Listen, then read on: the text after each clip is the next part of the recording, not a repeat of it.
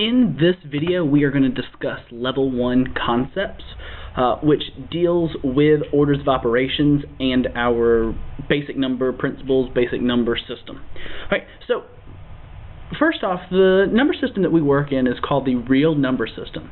And the real number system is the set of all numbers represented on an amount along a line. So if you think about a number line,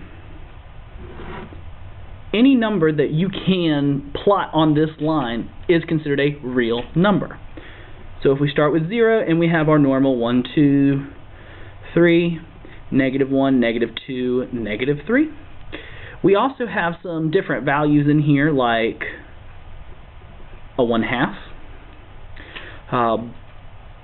We can also represent numbers such as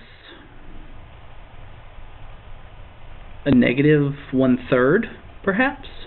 And so any number that can be evaluated for this line. So another example of that is the square root of 4. Well, the square root of 4 simplifies to 2, but the actual number square root 4 is considered a real number because of it can be evaluated at 2.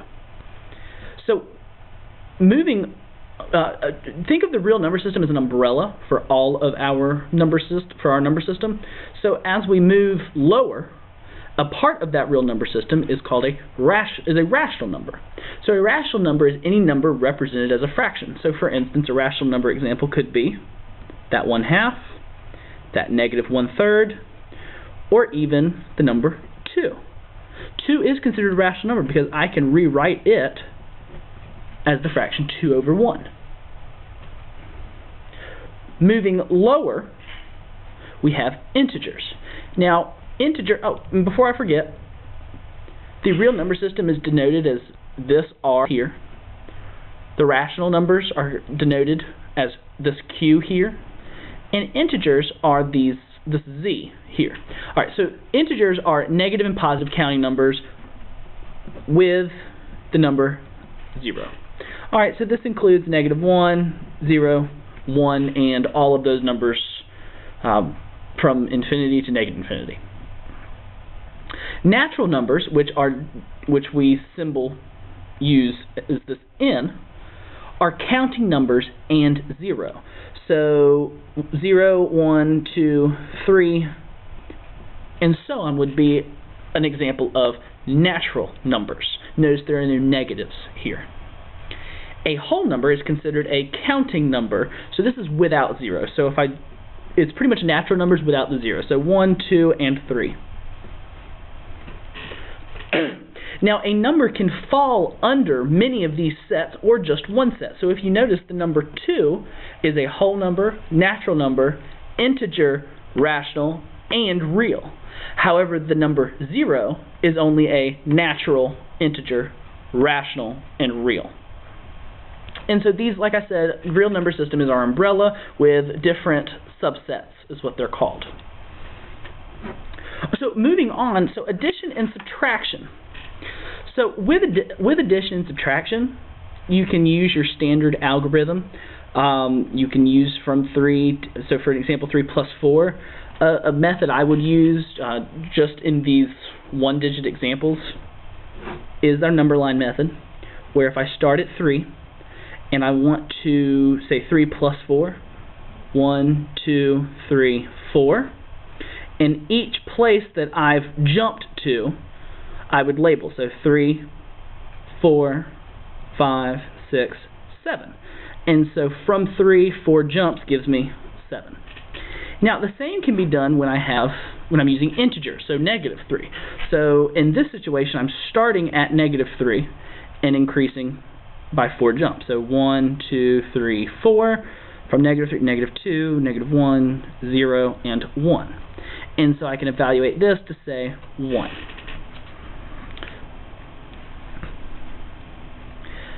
Now, let's say I have 3-digit addition and subtraction problem.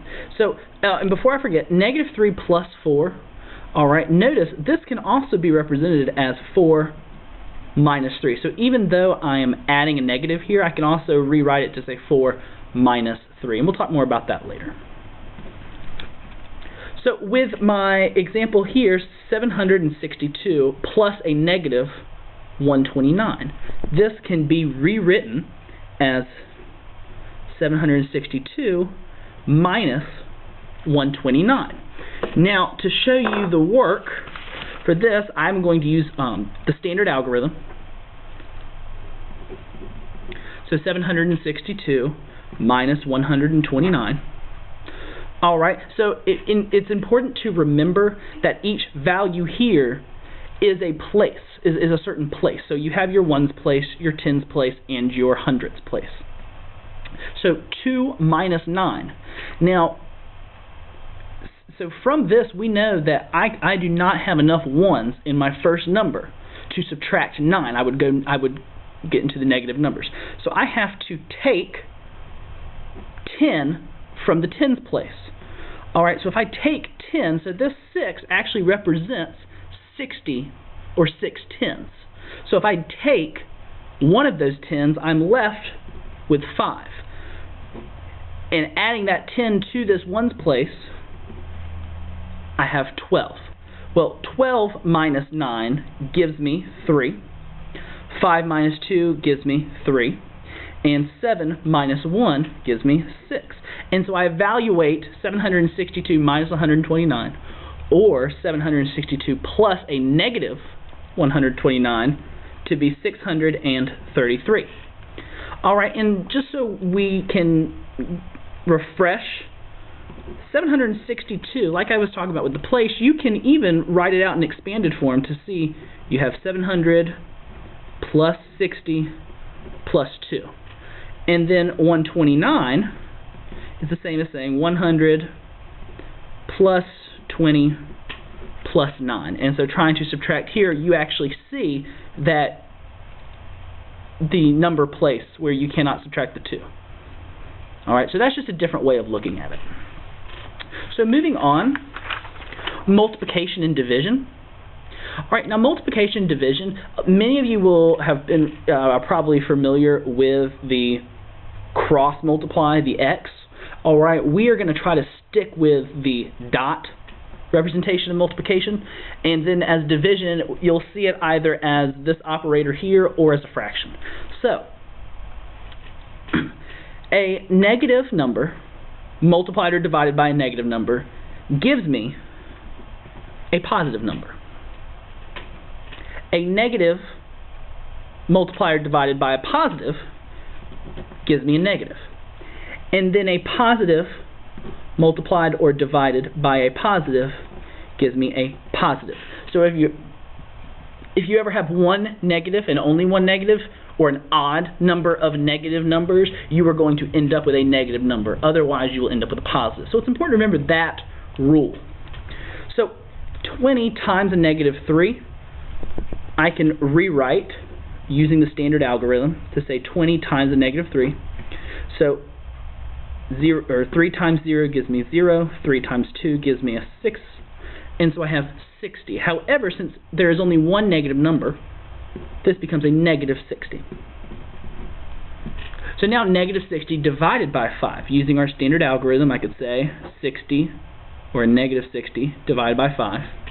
5 goes into 6 one time. 1 times 5 gives me 5. And then when I subtract this down, 6 minus 5 gives me 1. I bring down my ones place to a 0. 5 goes into 10 2 times. Since one of my numbers is negative, my quotient here is going to be a negative 12. And so it's important to also know, so when I multiply two numbers, I receive a product. And when I divide two numbers, I receive a quotient. If you look back at addition and subtraction, once again, this is most likely review for many of you. When I subtract, I receive a difference. And when I'm adding, a sum. Alright, so moving on to the basic number properties. Not so much operations, but properties. Let's change that. So the basic number properties here are three big ones. The commutative property, which tells us A plus B is the same as B plus A, and the same thing for multiplication. It's just showing you that if I switch the order in which these two numbers appear, they are equal or equivalent. They are the same value. Now looking at the associative property, the quantity A plus B plus C is the same as saying A plus the quantity B plus C. These two expressions are equivalent. They're equal. Alright, the same can be said for multiplication. The distributive property shows that if you have A times the quantity B plus C, it's the same as saying A times B plus A times C, and the same thing for multiplication. I want you to note that these three properties only exist for addition and multiplication. They do not work for subtraction and division. Alright, our next topic here are going to be exponents. Now exponents are repeated multiplication. Alright, you have what's called a base of your exponent, and then you have the exponent itself. So in this example, 2 is my base and 3 is my exponent. So 2 raised to 3, or you could say it as 2 cubed, in expanded form is 2 times 2 times 2. So I'm multiplying the base 2 to itself 3 times based on the exponent, which when I do this, 2 times 2 is 4. I'm left with another 2. 4 times 2 gives me 8. Now, it gets a little more complicated when I have a negative base. So a negative 2 cubed is saying negative 2 times itself 3 times. So in expanded form, it's going to look like this. Now, negative 2 times negative 2 gives me a positive 4. However, I still have a negative 2. Well, a positive 4 and a negative 2 give me a negative 8. So whenever you have a negative base and you're going to have an odd exponent, your product is going to be negative. However, if you have a negative base and a even exponent, you'll have a positive product. And once again, this is called expanded form.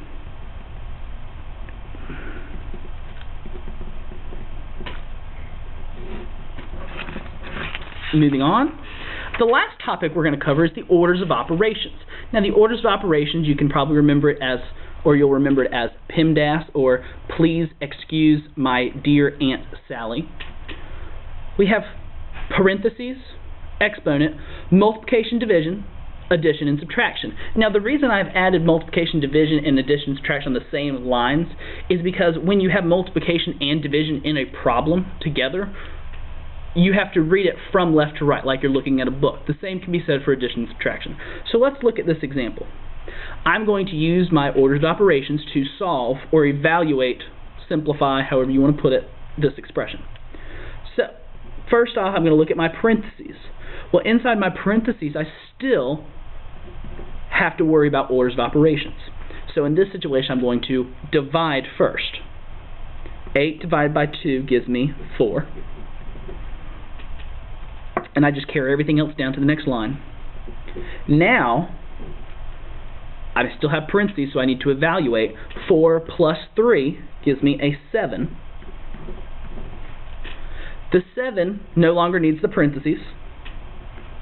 Now what I need to do here is look at my exponent. Parentheses are gone, I move on to the E.